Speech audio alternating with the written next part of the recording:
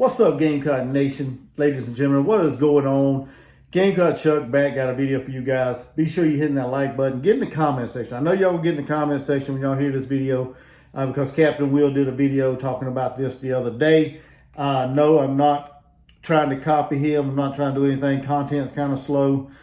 Just my spin, my opinion on this subject. And we're going to talk about the team that backed out of playing South Carolina in the season opener in Las Vegas, right? November the 4th. South Carolina was scheduled to open in Vegas to take on a team. Well, this team decided they were going to back out. I'm talking about the Oregon State Beavers, right?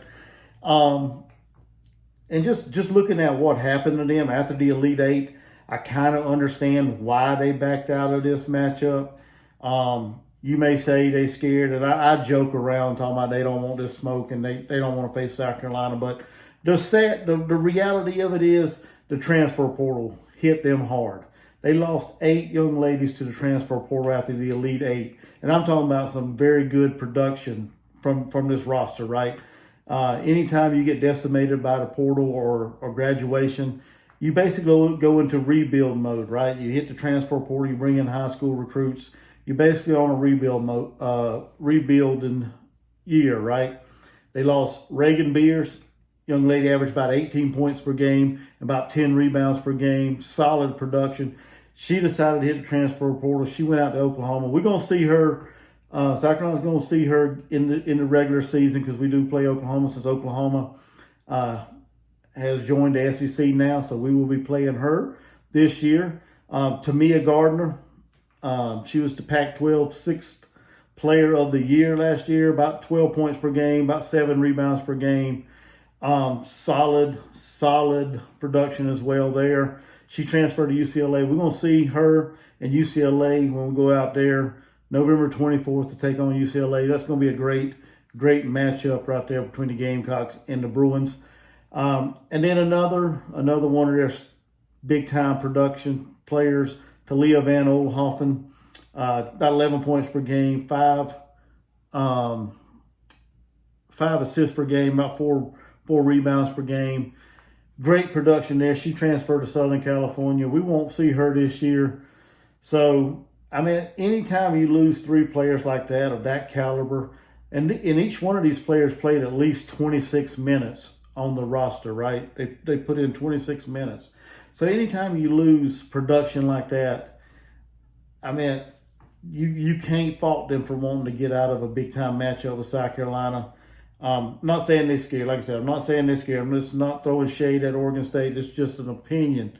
This is my thoughts here. And something I read a while ago, or a little bit ago, if I'm not mistaken, there's about 7 or 8. They only have about 7 or 8 ladies on scholarship, or 7 or 8 scholarship players on the roster. Unless that's changed. Y'all Oregon State fans, if you know, or Gamecock fans, if y'all know, get in the comments, let me know if it's more or less than that, but that's what I read. But head coach Scott Ruark, you know, he sees it as a rebuilding year, and I think it was, I want to say it's a good decision by Oregon State. They are joining the West Coast Conference. I think that's what it's called, the West Coast Conference. So, new conference, rebuilding year. I think it was a pretty smart move on Oregon State's part to cancel that game, to back out of it, whatever you want to say. To me, just the roster's just not there, right? The roster's just not there to compete. I don't think it would be a close game, to be honest with you. I think South Carolina would pretty much dominate that game.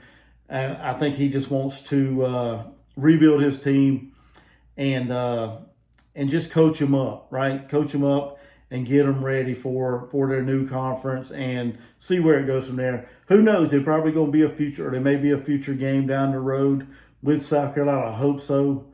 I really like for Coach Staley to schedule teams that we don't normally play, or teams that are from the West Coast that we don't normally play year in and year out. So, but like I said, I think that's the main reason why Oregon State decided to back out of this. And I might be wrong. I don't have no inside knowledge. This is just my opinion.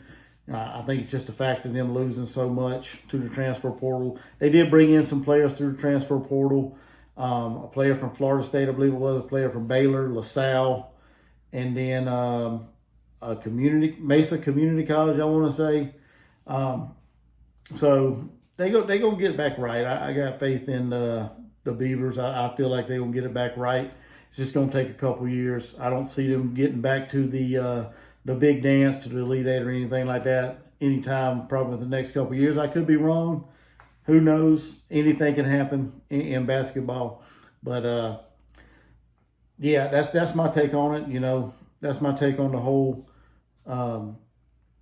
Oregon State backing out of the Las Vegas tournament matchup with South Carolina. Good thing Michigan, they stepped up. A lot of people thought it was going to be Southern California, but it was Michigan that stepped up and decided to play South Carolina. It's going to be a good matchup. Looking forward to that. Y'all get in the comments. Let me know your thoughts on this. Hit that like button. Subscribe to this channel if you haven't already subscribed. And that'll do it for this video. Y'all have a blessed day. Gamecock Chuck. See you guys around.